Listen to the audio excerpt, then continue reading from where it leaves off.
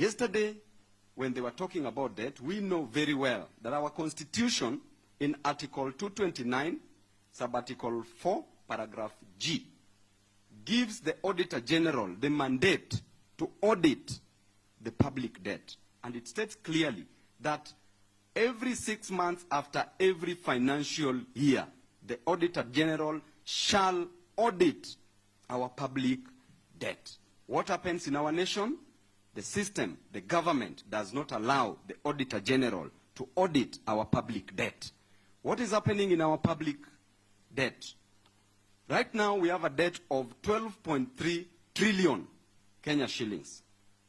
Out of that, 6.8 trillion is the domestic debt. Then 5.5 trillion is the foreign debt. Then every year we are paying 2.3 trillion as debt. The problem is not taking a debt.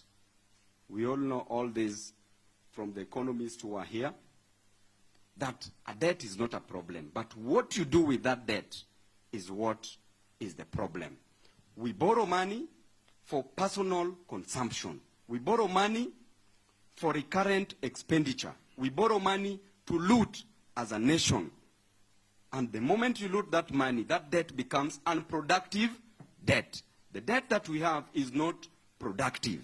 And therefore, we are not even creating jobs, because the moment we make the debt be productive, then we shall be creating jobs with that debt. A child born today in 2026 is born with a debt of 200,000 Kenya shillings, approximately. Therefore, where are we headed as a nation?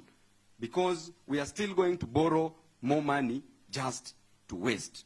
And therefore, my scorecard on a scale of 0 to 10, I want to say that the government has scored -1.